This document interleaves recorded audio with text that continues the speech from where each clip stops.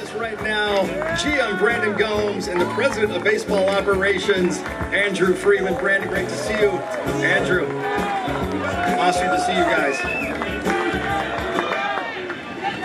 So for the second straight winter, boy, these two guys absolutely crushed it. Are you kidding me with the last two off seasons you've had? We haven't even seen what this new 2025 team is going to do, but Andrew, it seems like everything fell your way, and I know it took a lot of work and it took a lot of help from a lot of different people to make all this happen, but how would you put into words what you guys have been able to do once again this offseason?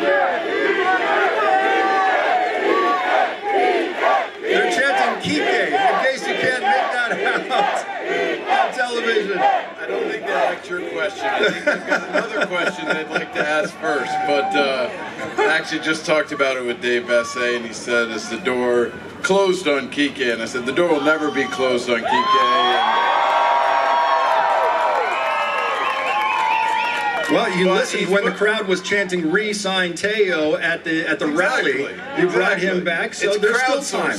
That's perfect. There's still time. But you know, it's whatever the best decision is for Kike and his wife and his family, and they'll figure it out. And hopefully, and I'm biased, hopefully it's with us, but they put themselves in this position to make a decision. But I know you have to have the commitment from ownership, which has been incredible. But my goodness, Roki, Blake Snell, Tanner Scott, Michael Conforto, Kirby Yates. You bring Teo back. You extend Tommy Edman. I'm probably forgetting some other guys too. But how you, yes, Trinan. And you're able to get all of those guys here for 2025, Andrew. Yeah, we talked about this some last offseason, and I think it's the first one in 20 years I can remember that you have kind of your A plan going into the winter that we were fortunate enough to line up on. And for it to happen in back-to-back winters is unheard of, and we feel incredibly fortunate and really excited about this group. Yeah, my question's for really both of you guys. Really, I'm going to start out with a statement because I don't think fans realize that these guys also played college baseball. Obviously, Brandon pitched in the big leagues as well. These two are extremely competitive as well. I know the fan base always wants to make sure we get the best players possible. You guys have done that. Talk about, making sure you have not only a competitive team every single year, but you have a chance to win a championship every single year. Yeah, that's our goal each and every season, is to go out and put out a championship caliber team. And a big part of our process is, yes, obviously talent is a major driving factor, but our goal is to build an incredible clubhouse culture, guys that want to come in and work and put winning above everything else. So I think when we're looking at our A plan, it's always all of those factors baked into it. And what we've done so far this offseason, we feel really good about that combination of talent, but also great clubhouse fit. So the background is you fall in love with baseball, you play at a college level, professional level, and then you switch into management. How do you deal with that physical competitiveness now that it's more mental competitiveness? Not great. My daughter's here, and there are embarrassing ways that my competitiveness will come out, but we are really competitive, and I really mean this, it's to match the intensity and the passion that our fans have. It is incredible. At home, on the road, the pressure we feel is for you guys, and to make this the golden era of Dodger baseball and reward the passion that you guys have for the blue. But there's a lot of complaining going on across the country about what the Dodgers are being able to do, and they're saying you're ruining baseball. How would you respond, Andrew, to what you guys are able to do? Because I know this, other owners have money as well. Other teams could do what you guys are doing. They're just choosing not to. Houston should we got asked about that after the Tanner Scott press conference, and they said, what do you say to the other 29 fan bases who say that you guys are ruining baseball? And I said, well, that means the opposite of that is that our fans are happy, and that's our goal. That's what we care. Could you guys walk us through it and give us some information, a little bit of insight? The signing of Roki, when did you guys find out that it was a done deal? Kind of walk us through that process. Yeah, a lot went into it. Obviously, I've been scouting him for years, like all teams, and he is incredibly talented.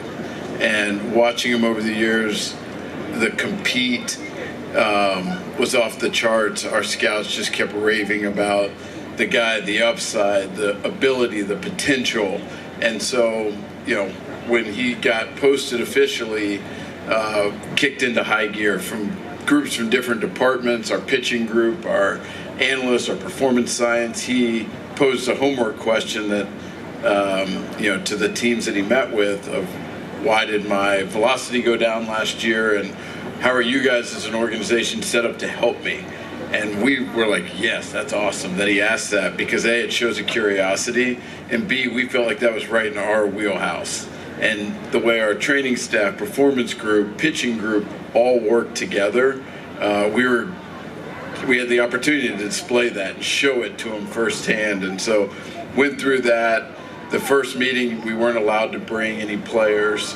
And so the second meeting, we were allowed to bring players, and not just the players who showed up, but the number of players who sent in a video. As we were talking about it, you know, the question that we thought could go through Roki's mind is, okay, I think LA, the city, the fan base, the team, the group are really well positioned and situated for me, but how will the guys feel? How will I be welcomed in the clubhouse? And so I think we had 19 or 20 guys either at the meeting or on video, basically with the same message. Dodgers treat players really well, they treat our families really well, they help make us better, and we really want you to be our teammate. And so having that many guys say that, I think really resonated with them. And then as we were waiting, you know, it was hard. We didn't have much attention span the day that we thought Roki was going to make the decision. Couldn't really focus on anything, just staring at our phone, waiting for his agent, Joel Wolf, to call, and got a text from Shohei, who had obviously talked to Roki, and said, we got him. It was in English? It was.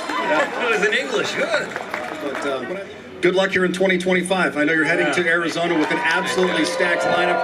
Stacked roster. I can't wait to see how it all plays out. And I think one more time they want to remind you of who they would like to see as well. Andrew Friedman and Brandon Gomes, gentlemen, thank you so much for coming on. Nice to see you, Arizona. All right, still more to come here from Dodger Stadium. Yes, Mookie Betts, Freddie Freeman will be joining us in this final hour. Stay with us.